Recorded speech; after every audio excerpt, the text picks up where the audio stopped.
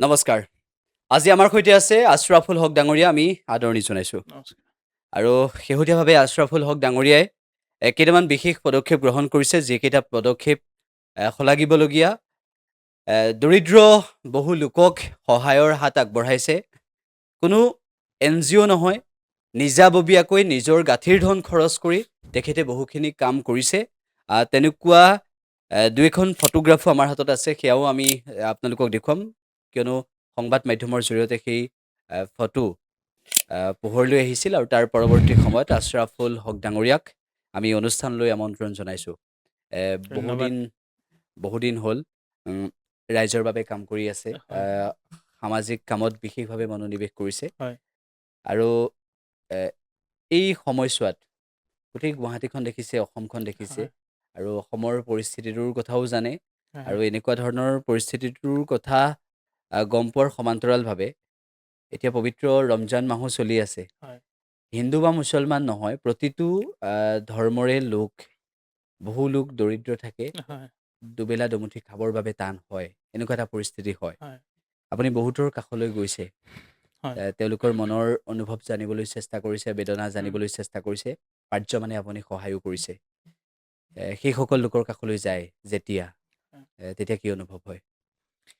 মানে এতিয়া কথাটো হৈছে কি, প্ৰথম কথা মই এই কামটো এ এতিয়া নহয়, বহুত আগৰ পৰা কৰোঁ। মই যেতিয়া ক্লাছ 4ত আছিলোঁ, মানে প্ৰাথমিক বিদ্যালয়ত যেতিয়া LPৰ আমি বৃত্তি পৰীক্ষা দিওঁ, উম, সেই সময়ত মই মানে বৃত্তি পাইছিলোঁ দৰঙৰ ভিতৰত 7ম স্থানত। উম, মই এইখিনিত নাম ল'ব লাগিব মোৰ শিক্ষাগুৰু শ্ৰী মহেন্দ্ৰ নাথ। তেওঁ উম, সাতখলি 144 নম্বৰ প্ৰাথমিক বিদ্যালয়ৰ শিক্ষক আছিলে। তেওঁ যেতিয়া পৰীক্ষাত মানে ডিউটিত আছিলে, সেই সময়ত মই মানে লিখাত অকণমান স্পীড মোৰ কম আছিলে, টাইম কম আছে। তেওঁ মোক চৰিয়াইছিল গালত। উম, মই কান্দি দিছিলোঁ। আৰু তাৰপিছতে মই ধৰি লৈছোঁ তেওঁৰ প্ৰেৰণাত সেনেকৈ ৰিজাল্টটো পালোঁ। তেতিয়া মই 700 পাইছিলোঁ। উম, স্কলাৰশ্বিপ পালে কিবা এটা দিয়ে চৰকাৰৰ ফালৰ পৰা। সেই 700টোৰ পৰাই মই সেই সময়তে তাৰে মই মনত আছে 300 350 মান টকা মই মোৰ গাঁৱৰ দুখীয়া মানুহ, মহিলা 3 গৰাকী, বৃদ্ধা আইতা, তেওঁলোকক মই কাপোৰ কিনি দিছিলোঁ। উম, তেতিয়াৰ পৰাই সেই মানসিকতাটো মোৰ আছে। উম, আৰু সময়ে সময়ে মই কৰিও আহি আছোঁ। আৰু এইবোৰ মই মোৰ নিজৰ ফেচবুকত বা ছ'চিয়েল মিডিয়াত মই এইবোৰ প্ৰচাৰ কৰা নাছিলোঁ। উম, 2000 মই ডাঙৰকৈ কেতিয়া কৰিব পৰা হৈছোঁ, 2021ত উম, মই মই হিন্দু মুছলমান বুলি মোৰ কোনো কথা নাই উম, এইবোৰ। মই ৰঙামাটিৰ দৰং জিলাৰ ৰঙামাটি নামৰ এটা ঠাইত এটা মাজাৰ আছে। উম, সেই মাজাৰটোত মই 1,00,000 টকা ডনেশ্যন দিছিলোঁ। উম, মই তেওঁলোকক একাউণ্টত ট্ৰান্সফাৰ কৰি দিছিলোঁ। তাৰপিছত সেই একে বছৰতে হাজোত এ শম্ভু নাথ নামৰ এজন মানুহৰ থ্ৰুৰে এজন ব্যক্তিয়ে মোক লৈ আহিছিল, মোৰ ওচৰত লৈ আহিছিল, আৰু এটা মন্দিৰ বনাইছে, শিৱ মন্দিৰ। তাতে কিবা এটা ডনেশ্যন লাগে বুলি কয়। তাৰপিছত মই 50,000 টকাৰ তাত মই মেটেৰিয়েলছ কিনি দিছোঁ তেওঁক মন্দিৰটো বনাবলৈ। উম, এনেকৈ মই হায়েষ্ট কৰি আহিছোঁ। আৰু মোৰ গাঁৱৰ নিজৰ ঘৰৰ মানুহ এজনৰ অকণমান দুখীয়া অৱস্থা বেয়া, মোৰ বৰদেউতাই হয় সম্বন্ধত। তেওঁলোকে ঘৰ এটা লাগে লাগে বুলি বহুদিনৰ পৰা কৈ আছিল। তেতিয়া মই তেওঁলোকক ঘৰ বনাই আৰম্ভ কৰিছিলোঁ। তেওঁলোকৰ অসুচিৰ কাৰণে কামটো বন্ধ কৰি মই নগদ 3.5 লাখ টকা তেওঁলোকক দিছিলোঁ। ডনেশ্যন, দান দিছোঁ যে আপোনালোকে ঘৰটো বনাই ল'ব। এতিয়া তেওঁলোকে ঘৰটো বনাইছে বা ভাল খাইছে, ভাল লাগিছে। তাৰপিছত মাজে মাজে কৰি থাকোঁ, এইবোৰ প্ৰচাৰ কৰা নহয়। নাই সেইটোৱেই। এই ফাইনেলি যিটো গুৱাহাটীত যিটো মই বৰ্তমান কৰি আছোঁ, উম, মই মন্দিৰত যাওঁ, গণেশ মন্দিৰত যাওঁ মই, বা আপোনাৰ শনি মন্দিৰত যাওঁ, হনুমান মন্দিৰত যাওঁ, বা বিভিন্ন মাজাৰত যাওঁ। তাতে গ'লে মানে, বা মছজিদৰ সন্মুখত, তাততো হিন্দু মুছলমান বুলি কোনো কথা নাই। এতিয়া উম, দেখিছোঁ মই গণেশ মন্দিৰৰ ওচৰত যিখিনি মানুহ আছে, উম, মোৰ কাৰণে পাগল। উম, আপুনি জানিলে আচৰিত হ'ব। এদিন মই সেই মানুহকেইগৰাকীক মানে মই ক'লোঁ যে আপোনালোকে দিনটোতনো কিমান পইচা পায়? তেওঁলোকে ক'লে পাওঁ 200, 300, 500 টকা এনেকৈ ক'লে। মই ক'লোঁ ঠিক আছে, আপোনালোকক মই এদিন 500 টকা দিম, আৰু মই ভাত খুৱাব লৈ যাম বুলি ক'লোঁ। উম, তাৰপিছত তেওঁলোকে আচৰিত হৈছে, ভাবিছে ল'ৰাজনে এনেই কৈছে নেকি আৰু। তাৰপিছততো মই এদিন মানে আগদিনাখনে কৈ গৈছোঁ যে মই কাইলৈ আহিম আৰু। তেওঁলোক ক'ৰ গণেশ মন্দিৰ? গুৱাহাটী? আমাৰ গুৱাহাটী গণেশ মন্দিৰৰ ওচৰত যিখিনি গণেশগুৰি? বহে, গণেশগুৰি উম, উম, উম, গণেশগুৰি গণেশ মন্দিৰৰ ওচৰত। উম, মই মানে টমটম 2খন লৈ আহিছোঁ। উম, মোৰ ভাইটিৰ লগত আছিলে। 2খন লৈ আহি যিখিনি মানুহ আছিলে, 6-7 জনমান আছিলে, তাৰপিছত আৰু মোক দেখি মানে ইজনে দৌৰি আহে, আমাক নিনিয়া নেকি, সিজনে এনেকৈ 9-10 জনমান হ'ল।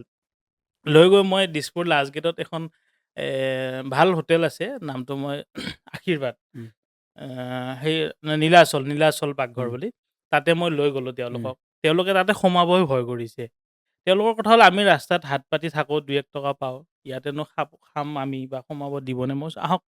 তাত অকণমান মানে টকাৰ ধনী মানুহ গৈছে দেই, মনৰ ধনী নহয়। সেই হোটেলখনত টকাৰ ধনী মানুহ গৈছে, যিখিনি মানুহে মানে এই মানুহখিনিয়ে যেতিয়া তাতে খাব সোমাইছে, বহিছে, তেওঁলোকে মানে অকণমান নিম্ন নজৰেৰে চাইছে। ৰাস্তাৰ মগনীয়া বা অন্য মানুহ গৈছে, লাখুটি লৈ গৈছে। তেওঁলোকক মই কৈছোঁ যে আপোনালোকে একদম মানে বিনা দ্বিধাই থাকক, বিন্দাছ থাকক। উম, এওঁলোকে পইচাৰ কাৰণে ব্যৱসায় কৰিছে। এওঁলোকে ধনী মানুহৰ কাৰণে কৰে। যোনে পইচা দি খাব তেওঁ তাতে ভাত বিক্ৰী কৰিব। উম, যে আপোনালোকে আহিছে, মই পইচা দিম, আপোনালোকে খাব। ইয়াত কোনোবাই নিম্ন নজৰেৰে চাওক, কোনোবাই কিবা যিয়ে নকৰক, সেইবিলাক চোৱা চিতা দৰকাৰ নাই, কৈ থওঁ। তেওঁলোকে ভাত-তাত খালে, মই আনি ৰাস্তাৰ সন্মুখত মই চবকে মানে 500-500 টকা হাতত দি দিছোঁ মই। এজনী মানে কিবা দাস নাম তেওঁৰ, তেওঁ আইতাগৰাকী মোক কৈছে যে জীৱনত মানে এনেকে 500 টকা একেলগে পোৱা নাই বুলি কৈছে, 500 টকাৰ নোট। উম, কৈছে যোৱাকালি আছিলোঁ, মন্দিৰৰ ওচৰত 10 টকা পাইছোঁ বুলি কৈছে দিনটো। মানুহে 1 টকা দি যায়, কিছুমানে নিদিয়ে। তাৰপিছত মোৰ মনটো ইমানেই শান্তি লাগে, এইবোৰ কৰি পেলাই ইমান শান্তি লাগে, সেইটো মই বুজাব নোৱাৰোঁ। উম, মোৰ লাষ্ট 2-3 বছৰত আপুনি বিশ্বাস মানে নকৰিব পাৰে, 1.5-2 কোটি টকা মোৰ লছ হৈছে। উম। কিন্তু কিহৰ তথাপিতো কাৰণে? মই বিভিন্ন মোৰ কিছুমান লগ বন্ধু চাওক, আজিৰ তাৰিখত এতিয়া কথা ওলাই যায়। আজিৰ দিনত মানুহ চিনা বৰ জটিল। আপোনাক মানুহে সুধিব প্ৰথমতে আপুনি কি কৰে? উম, ভালকে সুধিলে। আপুনি যদি ক'লে ভাল ইনকামৰ ৰাস্তাৰ কথা ক'লে, আপোনাক পইচা ধাৰে সুধিব। উম, আপুনি যদি নিদিয়ে, বেয়া পালে। আপুনি যদি দিলে, এইটো আৰু ৰিটাৰ্ণ নাই। উম, আপুনি যদি নাই মই একো নাই, এনেই আছোঁ, লগে লগে আপোনাক ইজ্জত নিদিব। এনেকুৱা ধৰণৰ কথা। মোৰ বন্ধুবৰ্গই বহুত পইচা নিছে, ধাৰে নিছে বা বিভিন্ন কামতো কাৰোবাৰ প্ৰলোভনত ইনভেষ্ট কৰিছোঁ, সেনেকে মই লছ খাইছোঁ। কিন্তু তথাপিতো মই আছোঁ। ইয়াৰ মাজত মানে মই টিকি আছোঁ বা ষ্টেণ্ড দি আছোঁ, এই মানুহবিলাকৰ আশীৰ্বাদ আছে। উম। আৰু মই মোৰ নিজৰ যদি 10 টকা মোৰ লগত থাকে, তাৰে 1 টকা হ'লেও 2 টকা হ'লেও মই দিওঁ। গতিকে গণেশ, হয়। কওক। তাৰপিছত আপোনাৰ এইটো ৰাজধানী মছজিদৰ ওচৰত উম, ৰিক্সাৱালাবিলাক যিবোৰ থাকে বা কিছুমান মানুহ থাকে, তেওঁলোককো মই কেতিয়াবা নিজে মানে কিবা বস্তু কিনি খুৱাওঁ, উম, মাতি নি মই খুৱাওঁ, উম, যে আপোনালোকে খাব নেকি? এজন মানে বেঙেনা মানুহ থাকে মছজিদৰ ওচৰত। এদিন মোক দেখিলে, তাৰপিছত মাত দিলোঁ, এনেকৈ কি লাগে সুধিলোঁ। মুখেৰে ক'ব নোৱাৰে। মোক অলপ মানে এনেই বুজাই দি আছে, কাপোৰ লাগে, কিবা-কিবি লাগে। হুম, হুম, তাৰপিছত মই কিনি আনি দিলোঁ, উম, আপেল কিনি দিলোঁ। এইবোৰ এটা মনত শান্তি পাওঁ আৰু উম। সেইকাৰণে এইখিনি কৰি থাকোঁ। আৰু এইবোৰ আৰু ভৱিষ্যতেও কৰি যাম বুলি ভাবিছোঁ আৰু যেতিয়ালৈকে পাৰোঁ। গতিকে আপুনি আপোনাৰ নিজৰ পৰিচয়টো কেনেদৰে দিব বিচাৰে? নহয় এতিয়া চাওক, মইতো এ সমাজৰ কাৰণে কাম কৰি আছোঁ। উম, সমাজ বুলি কওঁতে মই মানে দুখীয়া মানুহৰ কাৰণে, যিখিনি মানুহ দুখীয়া মানুহ, তেওঁলোকে ধৰি লৈছোঁ, মোৰ কথাটো এনেকুৱা যে ঈশ্বৰে বা আল্লাহে আমাক হাত দিছে, ভৰিও দিছে, চকু কাণ চব দিছে, ইনকাম কৰাৰ ৰাস্তাও দিছে। উম, 10 টকা কম হওক, বেছি হওক। কিন্তু সেইখিনি মানুহকতো কিবা এটা কম দিছে। কাৰোবাৰ হাত দিয়া নাই, ভৰি দিয়া নাই, চকু দিয়া নাই, কাৰোবাক ইনকামৰ ৰাস্তা দিয়া নাই। উম, সেইখিনি মানুহক মই যদি অকণমান ভাগ বতৰা কৰি ল'ব পাৰোঁ মোৰ পৰা, এনেইতো বহুতেই পইচা খাইছে, বহুত পইচা মাৰাও গৈছে। উম, অকণমান যদি ভাগ বতৰা কৰি ল'ব পাৰোঁ, কিমান শান্তি। এতিয়া এইবাৰ ঠাণ্ডাত উম। মই প্ৰায় 100খনমান মই কম্বল ভগাইছোঁ। দেখিছোঁ মই, এইবোৰ ইমান প্ৰচাৰ হোৱা নাই, উম, মই কৰাও নাই, কিন্তু 100খনমান কম্বল মই দিছোঁ। আৰু উম, এইবোৰ কেতিয়াবা কাৰোবাক ঘপককৈ ফটো এটা উঠোৱা যায়, উম, বা কিছুমানক মহিলাক কাপোৰো দিছোঁ মই। উম, যাৰ যিটো প্ৰয়োজন মই সুধি লওঁ যে আপোনাৰ কি প্ৰয়োজন আছে। উম, তেওঁ কয় বোলে মোক ইমানটো লাগে। তেওঁ ভাবক কোৱাতকৈ মই 2-3 গুণ বেছিকৈ, মানে তেওঁৰ যিটো এক্সপেক্টেশ্যন থাকে তাতকৈ বেছিকৈ দিওঁ। উম। যাৰ কাৰণে মানুহখিনি মোক দূৰৰ পৰা দেখিলেও মানে পাগল হয়, ৰখি থাকে মোৰ তেতিয়া কাৰণে। মনটোত ইমান মানে এনেকুৱা লাগে, এটা মনত মানে মইতো অহংকাৰ আহে, উম, কেনেকুৱা অহংকাৰ যে মই মনৰ ধনী। উম, এজন মানুহে ধৰি লৈছোঁ ফৰ্চুনাৰ লৈ আহিছে, অডি মাৰ্চিডিজ লৈ আহিছে। এ, তুমি টকাৰহে ধনী আৰু উম, মোৰ মনৰ ধনী। মই দিব পাৰোঁ মানুহক 1,000 টকা, 2,000 টকা, 10,000 টকাৰ কিবা এটা কিনি দিব পাৰোঁ। কিন্তু তুমি নোৱাৰা। এনেকুৱা মোৰ মনত ভাৱ আহে মানে। মই সেইটো নিজকে মানে প্ৰাউড ফিল কৰোঁ যে মই মনৰ ধনী। আৰু সেইটোৱে বিচাৰোঁ মই। আৰু জুবিনদাৰ যিটো আদৰ্শ, উম, জুবিনদাৰ কথাটো আমি এতিয়াহে গম পালোঁ। কিন্তু মই আগৰ পৰাই কৰি আহিছোঁ। তেওঁৰ সমানটো হ'ব নোৱাৰোঁ বাৰু। কিন্তু তেওঁৰ ৰাস্তাৰে ক'ব গৈছোঁ যে মনৰ ধনী হ'ব বিচাৰোঁ। এ, জুবিন গাৰ্গৰ প্ৰসংগ ওলাল যেতিয়া মই হয়, সেইটোৱে সুধিব বিচাৰিছোঁ যে আপুনিয়ে নহয় প্ৰতিগৰাকী লোকৰ বাবে জুবিন হয়, গাৰ্গ আদৰ্শ আৰু অসমৰ প্ৰতিগৰাকী লোকে হয়। জুবিন গাৰ্গক প্ৰাণ ভৰি ভাল পায়। ভাল পায়। হয়, কোনোবাই দুই এগৰাকীয়ে নাপাব পাৰে, সেইটো বেলেগ হয়, কথা। হয়, কিন্তু জুবিন গাৰ্গবিহীন অসম নহয়। হয়। আৰু জুবিন গাৰ্গৰ নামটোৱেই অসমৰ বাবে যথেষ্ট। যথেষ্ট হয়। গতিকে জুবিন গাৰ্গক আমি হেৰুৱাবলগীয়া হ'ল, অতি হয়। দুখজনক ঘটনা। কিন্তু সেই জুবিন গাৰ্গে যি মানুহক ভাল পাইছিল, সেই জুবিন গাৰ্গে কোনো ধনী মানুহৰ লগত না নাথাকিছিল। ধনী মানুহৰ থকা নাছিলে। হয়। জুবিন গাৰ্গে সেই খাটি খোৱা মানুহৰ লগতেই সদায় থাকিছিল। সদায় সেইখিনি মানুহ। গতিকে এগৰাকী শিল্পী হয়। কেনেকুৱা হোৱাটো প্ৰয়োজন? এতিয়া মই একেবাৰে যদি চুটিকৈ কওঁ, কাৰণ জুবিনদাৰ ওপৰত কথা কোৱাৰ সিমানখিনি মোৰ নাই উম, অধিকাৰ। কিন্তু মানে প্ৰতিজন শিল্পী জুবিনদাৰ দৰে হ'ব লাগে। উম, জুবিনদাৰ দৰে যদি শিল্পী হয়, উম, মানে আমাৰ অসমত বা দেশত, মানে জুবিনদাৰ দৰে যদি চিন্তা চৰ্চা কৰে, দেশখন বহুত হৈ যাব, বহুত বেলেগ হৈ যাব। উম। মই সেইটো শিল্পী সমাজক আহ্বান কৰোঁ যে জুবিনদাৰ দৰে হওক সকলোৱে। যোনে আহ, যিমানটো লেভেলত পাৰে আৰু।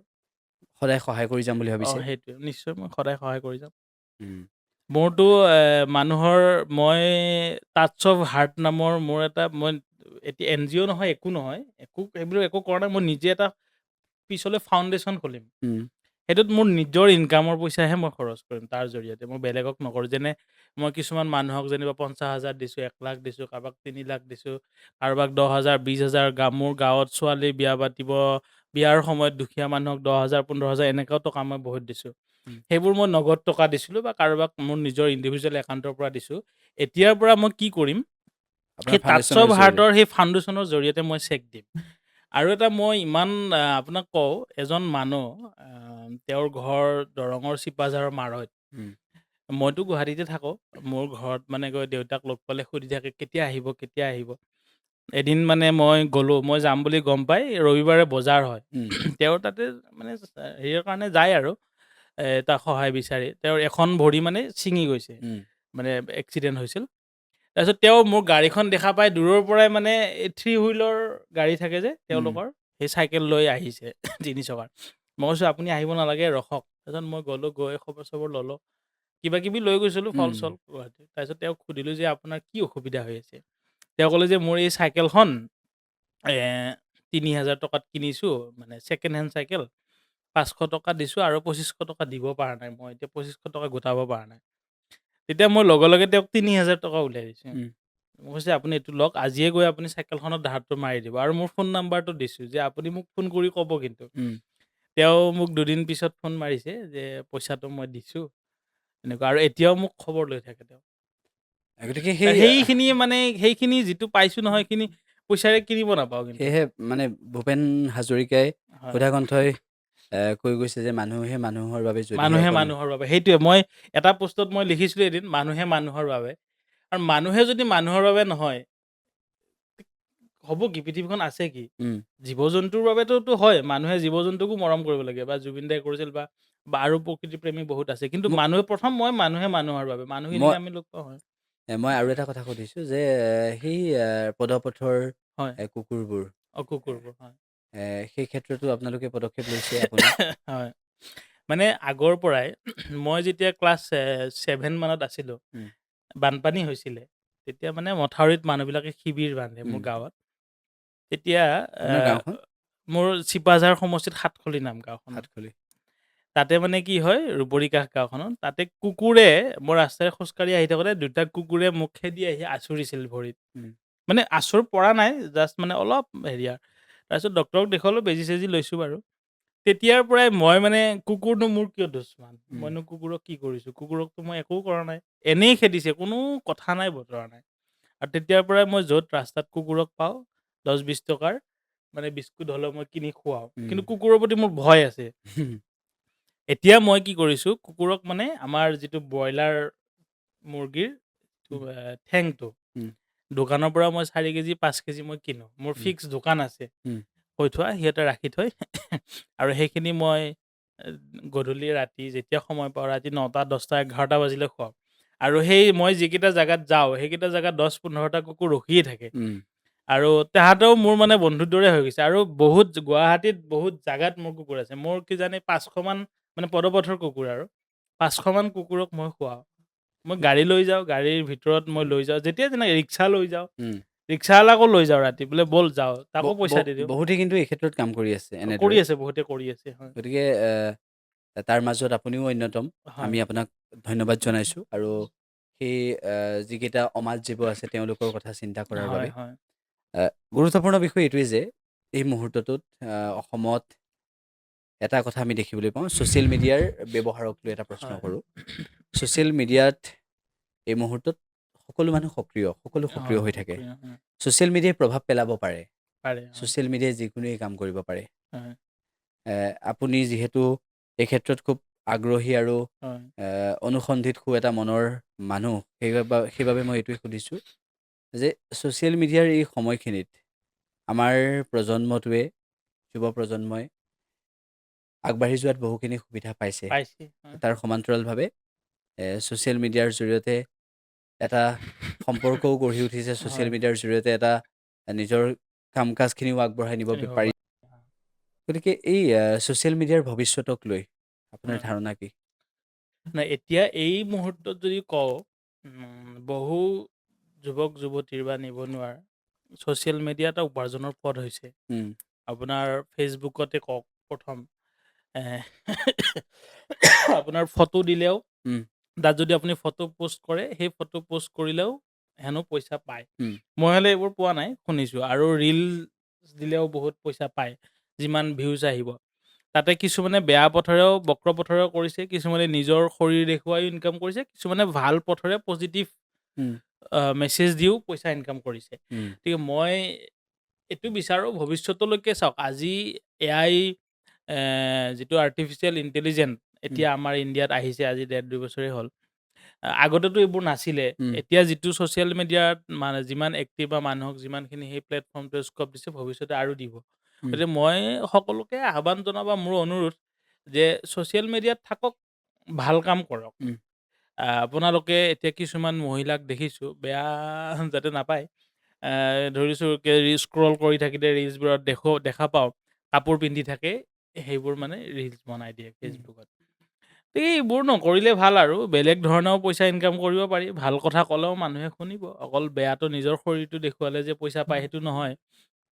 সেইখিনিয়ে আৰু। এ, ৰাজনীতিৰ কথা এটাই সুধিব বিচাৰিছোঁ। হয়। আপোনাৰ অসমৰ ৰাজনীতিক লৈ আশা কি? চাওক, এতিয়া মই পোনছাতে যদি ক'ব যাওঁ, অসমৰ ৰাজনীতিত অসমৰ সন্মানীয় মুখ্যমন্ত্ৰী হিমন্ত বিশ্ব শৰ্মা ডাঙৰীয়াক বাদে বেলেগ কথা চিন্তাই কৰিব নোৱাৰোঁ। যে উম, অসমৰ ৰাজনীতিত অসমখনক তেওঁক বাদে বেলেগ মানুহে নেতৃত্ব লৈ যে আগুৱাই লৈ যাব পাৰিব। উম, সেইটো আৰু পচিবলে নহয় এই মুহূৰ্তত। উম, সেইটো আৰু গতিকে মাননীয় মুখ্যমন্ত্ৰী মহোদয়ৰ নেতৃত্বত চৰকাৰ পুনৰ গঠন হ'ব বা ভৱিষ্যতে থাকক। তেওঁৰ পিছত আকৌ তেওঁ বনাই থৈ যাব কাৰোবাক, উম। তেওঁৰ দৰে নেতা। সেইটোৱে আৰু। অসমত এই শেহতীয়াভাৱে দেখিবলৈ পালে আপুনি ধৰ্মীয় সংখ্যালঘু অঞ্চলসমূহত হয়, উচ্ছেদ চলিল। আপুনি হয়, এগৰাকী ধৰ্মীয় সংখ্যালঘু যুৱক। হয়। কিবা ভাবেনে এইবোৰত? নাই চাওক, এতিয়া উচ্ছেদৰ কথাটো এই কথাটো এ চৰকাৰৰ মাটি বুলি মই ক'ব নাযাওঁ। উম, প্ৰথম অৱস্থাত যদি মই ক'ব যাওঁ, মোৰ মাটি এডোখৰত যদি কোনোবা ব্যক্তিয়ে বলপূৰ্বক কৰিয়ে হওক, মানে বিভিন্ন ধৰণৰ চক্ৰান্ত কৰিয়ে হওক বা বিভিন্ন কূট-কৌশল কৰি যদি মাটিডোখৰত প্ৰথমতে খেতি কৰে, তাৰপিছত ঘৰ বান্ধি দখল কৰে, উম, নিশ্চয় মই বা আপুনি সেই মানুহজনক নিজৰ কেপাচিটি অনুযায়ী খেদিম। এদিন দুদিন হয়তো মৰমতে বা ১.৫ বছৰ ২ বছৰ চাই থাকিম উম, যে আছে থাকক। ঠিক তেনেকুৱা চৰকাৰৰ মাটি য'তে দেখিছে বা চৰকাৰে সুবিধা দিছে, চৰকাৰী মাটি কৰি খেতি খাই আছে, খাই থাক। উম, যদি পাৰ্মানেণ্টকৈ থাকিব লৈছে, ঘৰ বান্ধিছে বা তাৰ দ্বাৰা পৰিৱেশ বা ফৰেষ্ট লেণ্ড বা চৰকাৰৰ প্ৰয়োজন হোৱাৰ সময়ত যদি মাটিবোৰ এৰি নিদিয়ে, তেতিয়া চৰকাৰে উচ্ছেদ কৰিবই। আইনী দিশত সেইখিনি অধিকাৰ চৰকাৰৰ আছে। আৰু মোৰ কথা হ'ল কি, উচ্ছেদ কৰিবই নালাগে, নিজে নিজে এৰি যাব লাগে। উম। তেওঁলোকে যিহেতু নিজে জানে যে এইটো আমাৰ মাটি নহয়, চৰকাৰৰ মাটিত বহিছে যেতিয়া, নিজে উঠি যাব লাগে। মিয়া প্ৰসংগ। হয়। শিৱসাগৰত কি হয় দেখে আপুনি? হয়। কেতিয়াবা ভাবেনে এইবোৰক লৈ? মানে কোনটো দিশত? মিয়া প্ৰসংগ, মিয়া খেদা অভিযান যে শিৱসাগৰৰ পৰা মিয়া খেদে। নহয়, মিয়া এতিয়া চাওক, আপোনাৰ আজি যদি কওঁ মিয়া মানুহৰ যিখিনি আমাৰ শিৱসাগৰত গৈছে উম, বা আপাৰ আছামত কাম কৰিব গৈছে, মানে যিখিনি শ্ৰমিকখিনি আপোনাৰ বিভিন্ন ৰাজ্যত তেওঁলোকে ঘূৰে বা বিভিন্ন দেশতো ঘূৰে। উম, এতিয়া চৌদি, কাটাৰ এইবোৰতো মিয়া মানুহ আছেগৈ। উম, আমাৰ অসমৰ মিয়া বুলি ক'ব নাযাওঁ, উম, বাংলাদেশৰ মিয়া হওক, ক'ৰবাৰ মিয়া হওক আছে বা উম, আমাৰ ভাৰতৰ বিভিন্ন ৰাজ্যত আছে। কাম কৰিবলৈ শ্ৰমিক হিচাপত যাওক, শ্ৰমিক হিচাপত কাম কৰক উম। বা আকৌ নিজৰ ঠাইলৈ ঘূৰি আহক। অসমতে যদি অঁ, অসমৰ এখন জিলাৰ পৰা আন এখন জিলালৈ যায়, হয়, তেতিয়াও যদি বাধা দিয়ে, সেইটোক কি বুলি অঁ। ক'ব? মোৰ দৃষ্টিত চাওক, শ্ৰমিকক বাধা দিব নালাগে। এতিয়া আপুনিতো তেওঁলোকৰ দৰে কাম কৰিব নোৱাৰে। উম, তেওঁলোকৰ মাজত বহুতখিনি মানুহ শ্ৰম কৰিব পাৰে। উম, এতিয়া আপোনাক এজন শ্ৰমিকৰ প্ৰয়োজন হ'লে, মিয়া বুলি নকওঁ, যিকোনো ধৰ্মৰ উম, মানে শ্ৰমিক আপুনি বিচাৰিব। উম, এতিয়া আমি কি কৰোঁ, আজি চাওক আপুনি যদি 10 টকা এটা ইনকাম কৰিছে, উম, তাৰ পৰাই ধৰিছোঁ উপাৰ্জন কৰোঁতেও টেক্স দিব লাগে, খৰচ কৰোঁতেও টেক্স দিব লাগে। উম, মানে নিজৰ ফালে পইচাটো নাবাচেগৈ। উম, তেতিয়া আমিতো যিকোনো বস্তু সহজতে বিচাৰিম না। উম, তে শ্ৰমিক এজন যদি আমি মিয়া শ্ৰমিক সহজতে পাওঁ, মিয়া শ্ৰমিকজনকে ব্যৱহাৰ কৰোঁ। এতিয়া যদি আমাৰ অসমীয়া মানুহৰ ভিতৰত যদি কম খৰচত কাম কৰা মানুহ শিৱসাগৰতে ওলাই যায়, যে উম, এওঁলোকে 400 টকাত হাজিৰা কৰে, দিন হাজিৰা। বোলে শিৱসাগৰতো 400 টকাত দিন হাজিৰা কৰা মানুহ ওলাইছে। উম, তেতিয়া শিৱসাগৰত নিশ্চয় শিৱসাগৰৰ মানুহকে ল'ব। যেতিয়া নেকি শিৱসাগৰৰ মানুহবিলাক শিক্ষিত হৈছে বা ব্যৱসায়িকভাৱে বা চৰকাৰী চাকৰি নিজে বিভিন্ন কামত ব্যস্ত হৈ আছে, ঘৰত কিছুমান কাম কৰিব লগা হ'লে সেই কাম কৰা মানুহ নাই। তেতিয়া উম, বিভিন্ন জাগাৰ পৰা, জিলাই হওক, বিভিন্ন ৰাজ্যৰ পৰা আনিব লগা হয়। উম, তেনেকুৱা দিশত মিয়াবোৰ গৈছে। কিন্তু যিটো বৰ্তমান পৰ্যায়ত দেখি আছোঁ, উম, যে মাটি কিনিব লৈছে বা ক'ৰবাত দখলে কৰিছে, ঘৰে বান্ধিছেগৈ। কিন্তু সেইটো উচিত নহয়। উম, সেই অকমান আগত যিটো প্ৰসংগ আপুনি উচ্ছেদৰ কথা ক'লে, উম, ছেম কাহিনী। উম, যে আজি হয়তো শিৱসাগৰত মানে শ্ৰমিক হিচাপত গৈছে, কাইলৈ তাতে বা চৰকাৰী মাটিতে বহিছে বা কিবা কৰিছে। কিন্তু সেইবোৰ হ'ব নালাগে। একাংশ দল সংগঠনে ইয়াৰ বিৰোধিতা কৰিছে আৰু আন একাংশই সেই উচ্ছেদ কৰাসকলৰ পক্ষত সদায় আছে। এতিয়া আপুনি বিষয়টো দেখিছে নিৰ্বাচনৰ সন্মুখ কাৰণে। এতিয়া এনেকুৱা এটা পৰিস্থিতি, এটা সময়ত মিয়াৰ ভোট নালাগে বুলি কোৱা চৰকাৰখনে এতিয়া মিয়া যে আমাৰ বন্ধু, সেই কথাটো বুজাব বিচাৰিছে। এতিয়া দল সংগঠনৰ কথা কওঁতে মই আপোনাক এটা কথা কওঁ। উম, মই প্ৰত্যেকটো দল সংগঠনক কোৱা নাই, এইটো বিতৰ্ক হ'ব নালাগে। মানে দালাল বহুত আছে। উম, মই এতিয়া দুটামান সংগঠনৰ মই নাম নকওঁ। এজন মানুহে মোৰ ৫০ লাখ মান টকা মোৰ মাৰি থৈ দিছে। উম, মাৰি থৈ দিছে বুলিয়ে কৈছোঁ আৰু, উম, পইচাটো মোক দিয়া নাছিল। তেতিয়া মই মানে সেইটো সময়ত এটা সংগঠনৰ মানে মূল নেতৃত্বত থকা, উম, মানে সংগঠনটোৰ মূল নেতৃত্বত থকা ব্যক্তিৰ লগত কথা পাতিছিলোঁ, মোৰ লগত ঘনিষ্ঠ বহুত। কিন্তু সেই মানুহজনে কি কৰিলে, উম, সেই মানুহজনৰ মই যিজন মানুহৰ পৰা পইচা পাওঁ, সেই উম, মানুহজনৰ তাত মই গ'লোঁ, একেলগে কথা পাতিলোঁ। তাৰপিছত বেকত মানে তাৰ পৰা ৫ লাখ মান টকা লৈ মেনেজ হৈ বহি থাকিল। এতিয়া আপুনি কি সংগঠনক বিশ্বাস কৰিব? আজি তেওঁলোকে কোনোবাই বিভিন্ন বিষয়ত মাত দিছে। উম, মই প্ৰতিটো দল সংগঠনৰ কথা কোৱা নাই। মই নিজে দেখিছোঁ বা মোৰ তাত প্ৰমাণো আছে। সেইকাৰণে মই কৈছোঁ। গতিকে সেইসকল মানুহে কালিৰ তাৰিখত আকৌ ২ পইচা পালে হয়তো আকৌ বিক্ৰী হৈ যাব। আহ, এতিয়া চৰকাৰে কি নীতি লৈছে সেইটো মই নাজানো। কিন্তু মুখ্যমন্ত্ৰীটো কৈছে যে মিয়া আমাৰ শত্ৰু নহয়। সেইখিনি মিয়া শত্ৰু যিখিনিয়ে লাভ জেহাদ কৰে, লেন জেহাদ কৰে, সেইখিনি মিয়াই। কেতিয়াবা নিৰ্বাচনলৈ আহিবলৈ মন যায় নেকি? তেনেকুৱাতো উদ্দেশ্য নাই। উম, মানে মানুহক মোৰ ভৱিষ্যতেও এইবোৰ, এতিয়াতো ভাবা নাই আৰু ভৱিষ্যতেও নাভাবোঁ। মানুহ হোৱাৰ মন, মানে পলিটিক্সত যোৱাৰ এটা ইচ্ছা নাই। কাৰণ পলিটিক্স কৰা মানুহে মোক টুপী পিন্ধাইছে। উম, মই এইটো কথা ক'লোঁ। মানে ৰাজনীতি কৰা মানুহ প্ৰত্যেকৰ কথা মই কোৱা নাই। উম, যিকেইজনৰ সংস্পৰ্শত মই আহিছোঁ, তেওঁলোকে মোক টুপী পিন্ধাইছে। উম, আৰু সেই টুপী পিন্ধোৱা আগতে মই প্ৰথমতে জানা নাছিলোঁ যে এনেকুৱা কৰে। ভাবিছিলোঁ এজন মন্ত্ৰী, এজন MLA বা এনেকুৱা হ'লে, তেওঁলোকৰ লগত বা এনেকুৱা সম্পৰ্ক হ'লে নিশ্চয় ভাল হ'ব বা অকণমান হেল্প হ'ব। উম, কিন্তু সেইটো নহয়। উম, তেওঁলোকে আ মানে আপোনাৰ পৰা বা মোৰ পৰা ল'ব, লৈ পিছত ফোন নুঠাব, এনেকুৱা উম, টাইপৰ মানুহ। উম, গতিকে এটা মানে মোৰ সংকল্প আছে, মই এনেকুৱা এটা কাম কৰিম, উম, যিটো কামৰ দ্বাৰা এনেকুৱা এটা কাম কৰিম, এনেকুৱা এটা পৰ্যায়লৈকে যাম উম, নিজৰ বলত, যিখিনি সেই যে মোক টুপী পিন্ধোৱা MLA মন্ত্ৰীৰ কথা কৈছোঁ, সেই MLA মন্ত্ৰীয়ে মোৰ পইচা 2 ডাবল 3 ডাবল কৰি দিব লাগিব। আৰু তেতিয়াই মই এটা মেছেজ দিম মানুহক সেইটো পৰ্যায়লৈকে মই কাম কৰা আৰম্ভ কৰিছোঁ এতিয়া। মানে সেই পৰ্যায়টোলৈ মই নিজৰ প্ৰচেষ্টাতে যাম, নিজৰ বলত। অসমখন আগুৱাই যাবলৈ হ'লে আৰু অধিক আগুৱাই যাবলৈ হ'লে মুখ্যমন্ত্ৰীয়ে কোৱাৰ দৰে ভাৰতবৰ্ষৰ 5খন ৰাজ্যৰ ভিতৰত যদি এখন অঁ। হ'বলগীয়া এটা পৰিস্থিতি আহে বা হোৱাটো সকলোৱে বিচাৰে, তেতিয়া কি কৰিব লাগিব? নহয় এতিয়া মই প্ৰথম কথা হ'ল, এতিয়া মই চাওক, নেতা মন্ত্ৰীবিলাক আজি যিবোৰ নেতা আছে, উম, কিমান ষ্ট্ৰাগল কৰে। উম, মই নাম নকওঁ, ধৰি লৈছোঁ সাধাৰণ পৰিয়ালৰ পৰা আহি MLA হৈছে, মন্ত্ৰী হৈছে। তেওঁলোকে হঠাৎ ইমান ধনী কেনেকে হৈ যায়? উম, হঠাৎ ১০০ কোটি টকাৰ মালিক কেনেকে হৈ যায়? উম, হঠাৎ ১০০, ২০০ বিঘা মাটিৰ মালিক কেনেকে হৈ যায়? উম, এই কথাটো আমি চাব লাগিব। উম, অকল মাননীয় মুখ্যমন্ত্ৰী মহোদয়ে যিটো কৰিম বুলি কয় সেইটো কৰে আৰু সেইটো কৰিব পাৰে তেওঁ। উম, কিন্তু মই সাধাৰণ সচেতন মানে যুৱক হিচাপে মই কৈছোঁ যে সেই উম, মানুহখিনি যে ইমান টকা পায় উম, হঠাৎ, MLA এজন হোৱাৰ পিছত, মন্ত্ৰী হোৱাৰ পিছত, সেই টকাটো ক'ৰ পৰা আহে? তেওঁ দৰমহা পায় কিমান? উম, সেই টকাটো ক'ৰ পৰা আহে? তেওঁলোকে যদি ইমান কৰাপচন কৰে, তেওঁলোকে যদি কৰাপচন বুলিয়ে ক'ম, উম, যিজন মানুহে ভাড়াঘৰত থাকি সংগঠন কৰি আছিল, কালি MLA হোৱাৰ পিছত ১০০ কোটি টকাৰ মালিক হৈ যায়। সেইটোৱেই। সেই মানুহকেইজনৰ পৰাই আৰম্ভটো হ'ব লাগিব। উম, আমি সাধাৰণ মানুহে আমি কৰি থাকিলে কেনেকে হ'ব? আমাৰ ওপৰত কিমান টেক্স লগাইছে। উম। উপাৰ্জন কৰিলেও টেক্স দিব লাগে, খৰচ কৰিলেও টেক্স দিব লাগে। এই এই আপুনি যিটো কথা ক'লে ২০২৬ চনত আমি আছোঁ এতিয়া। গতিকে হয়, সেই ক'ভিডৰ সময়তো আপুনি বহুখিনি লাগি হয়, দিছে হয়। মানুহক।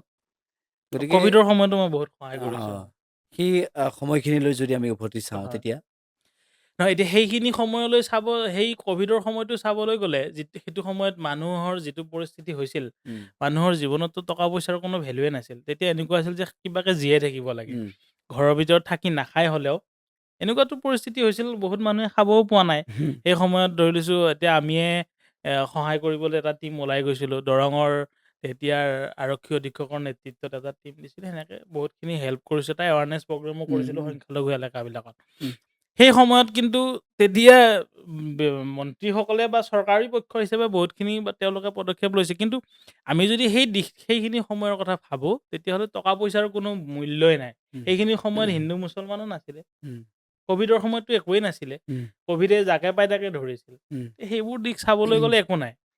সেই হিন্দু-মুছলমানৰ প্ৰসংগটো যে আনিছে, হয়। কেতিয়াবা আপুনিতো হিন্দু-মুছলমান সকলোকে সমান বুলি ভাবে। মোৰ একো নাই। মইতো আহ, মন্দিৰতো যাওঁ। আপুনি চাব কেতিয়াবা যদি মছজিদতো যায়, মন্দিৰতো যায় মন্দিৰতো আপুনি। যাওঁ। গণেশ মন্দিৰ, শিৱ মন্দিৰ, হনুমান মন্দিৰ চবতে যাওঁ মই। গতিকে আপুনি এই যিখিনি কথা যে ক'লে যে হিন্দু-মুছলমানৰ লগত কথাটো, সঁচাকৈ অসমত এতিয়া সংঘাত এটা হৈছে নেকি? এতিয়া চাওক মানে ৰাজনীতিক যিসকল ৰাজনৈতিক ব্যক্তি আছে, উম, তেওঁলোকে ধৰিছোঁ কিছুমান এংগলৰ পৰা ৰাজনীতি কৰে। হিন্দু-মুছলমান উম, সংঘাত তেনেকুৱা অসমতো তেনেকুৱা মানে সংঘাত মোৰ বোধেৰে যে হিন্দু-মুছলমানৰ মাৰা-কাটা সেনেকুৱা ধৰণৰ সংঘাত নহয়। উম, এটা ৰাজনীতি চলি থাকে, আকৌ কণ্ট্ৰল হৈ যায় আৰু উম, মাননীয় মুখ্যমন্ত্ৰী মহোদয়ে সেইটো টেকেল কৰিব জানে বাৰু, কৰিও দিয়ে। এতিয়া মাজতে দেখোন ২-৪জন নেতাক একেবাৰে ঠাণ্ডাই কৰি দিলে। এনেকুৱা টাইপ কথা আৰু। উৎপাত কৰিলে ঠাণ্ডা কৰিব আছেই আৰু। আপোনাৰ বাবে আটাইতকৈ ডাঙৰ চেলেঞ্জ কি? আপ- নহয়, মোৰ চেলেঞ্জ মানে এতিয়া চেলেঞ্জ বুলি ক'বলৈ মানুহে সমালোচনা কৰে। উম, এতিয়া ছ'চিয়েল মিডিয়াই হওক বা মানে আমাৰ অফলাইন যিটো আমি ঘূৰোতে-ফুৰোতে মানুহ লগ পাওঁ। উম, মানে আপোনাক এচাম মানুহ ৰখি থাকে যে ই কেতিয়া ইয়াৰ বেয়া দিন আহিব। ই কেতিয়া দুৰ্বল হ'ব, তেতিয়া ইয়াক ধৰিম। সেইবোৰ চেলেঞ্জ। উম, সেইখিনি মানুহ আপুনি ধৰিব নোৱাৰে। উম, সেইটো ডাঙৰ চেলেঞ্জ। উম, মানে মোৰ বন্ধু, মোৰ লগত একেলগে খোৱা, বিপদত আজি ঘৰত চাউল নাই বুলি ক'লে ২-১,০০০ টকা দিয়া। সেনেকুৱা মানুহ মোৰ লগত থাকি মোৰ লগৰ পৰাই মেছেজ দিয়ে মোৰ শত্ৰুক যে উম, এনেকুৱা কাম কৰিব গৈ আছে। উম, এইবিলাক ডাঙৰ প্ৰত্যাহ্বান। উম। সেইকাৰণে এতিয়া মোৰ টোটেলি বন্ধু আছে, বহুত বন্ধু। কিন্তু মোৰ লগত লৈ ফুৰা বন্ধু নাই এতিয়া।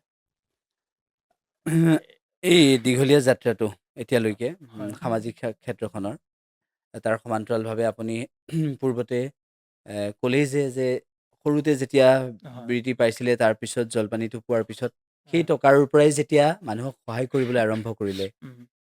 এধাপ এধাপকৈ আপুনি আহি আছে। হয়, আজি আপুনি যিটো পৰ্যায়ত আছে, হয়, সেই পৰ্যায়টোৰ পৰা আৰু বহু ওপৰ যাওক। আমি সেইটোৱে বিচাৰিম। হয়। এতিয়া ধন্যবাদ। কথা হৈছে যে আশ্ৰাফুল হক ডাঙৰীয়াৰ পৰা আৰু আপোনাৰ কামৰ জৰিয়তে অসমৰ যুৱ প্ৰজন্মই কি হয়। কৰিব লাগে বুলি আপুনি ভাবে? আপুনি আপোনাৰ অসমৰ যুৱ প্ৰজন্মলৈ আমাৰ এই জেনেৰেশ্যনটোৰ প্ৰতি আপোনাৰ আহ্বান কি থাকিব? মই এটাই কথা ক'ম, উম, প্ৰথম কথা হ'ল কি মানুহক অন্যায় কৰিব নালাগে। উম, সদায় মানুহৰ ভাল চিন্তা কৰক। উম, মানুহক অন্যায় কৰিব নালাগে আৰু বহুত দীঘলকৈ নকওঁ, একেবাৰে চুটিকৈ জুবিনদাৰ উম, আদৰ্শতে চলিলে মানুহৰ ক'তো বিপদ বিঘিনি একো নহয় আৰু সদায় আশীৰ্বাদেই পাব মানুহৰ। তেওঁ যিবোৰ কৰ্ম কৰিছিলে, আমি জুবিনদাক চালেই হ'ল আৰু। তেওঁ যিবোৰ কৰিছিলে, তেখেতৰ আদৰ্শ সদায় তেখেতৰ বহুত আদৰ্শ সদায় লগত ৰাখি চলিব লাগে। উম, তেখেতে যেনেকুৱা কৰিছিল, আপুনি ৰাখি সদায় মোৰতো আগৰ পৰা আছে জুবিনদাৰ কথা জানা নাছিলোঁ। এতিয়া যিমান জুবিনদাৰ মৃত্যুৰ পিছতহে আমি কথাবোৰ গম পাইছোঁ যে জুবিনদাই কিছুমান পডকাষ্টত কৈছিল, সেইবোৰ শুনি শুনিহে বা জুবিনদাই এনেকুৱা কৰিছিল, তেতিয়া আৰু প্ৰেৰণা পাইছোঁ। হয়, উম, এতিয়াতো এনেকুৱা লাগে মানে পইচানো কি দৰকাৰ? মানে আজি মোৰ বহুত পইচা আছে যেনিবা, মোৰ সন্মুখতে মোৰ ওচৰতে এজন মানুহে খাব পোৱা নাই। মোৰ পইচাৰ কিবা ভেলু আছে জানো? নাই। নাথাকে। সেইটোৱে। আপোনাৰ লগত আমি আজি আপোনাৰ সমাজ সেৱা সন্দৰ্ভত কথা পাতিলোঁ হয়, আৰু আপুনি কি চিন্তা কৰে সেইখিনিও আমি জানিবলৈ চেষ্টা কৰিলোঁ। হয়, অন্য এটা খণ্ডত আন কেতিয়াবা আমি আপোনাক আকৌ এদিন মাতিম। আকৌ আমি আন কিছুমান নিশ্চয়, কথা নিশ্চয়। পাতিম, ৰৈ যোৱা কথাখিনি। হয়, আৰু আপোনাৰ যিটো কৰ্মোদ্যম আৰু আপোনাৰ যিটো উৎসাহ মানুহক সহায় কৰাৰ, সেয়া সদায় থাকক, সদায় এনেকুৱাকৈ থাকক যে আপোনাৰ পৰা আন 10জনৰ উপকাৰ হয়। আমি সেইটো বিচাৰিম। ধন্যবাদ জনাইছোঁ আপোনাক। আশীৰ্বাদ কৰিব। ঠিক আছে, আমি ধন্যবাদ জ্ঞাপন কৰিছোঁ হয়, আশ্ৰাফুল হক ডাঙৰীয়াক। আৰু আমি এইটোৱে বিচাৰিম যে মানুহ মানুহৰ কাষত থাকিব লাগে। হয়। ধন্যবাদ।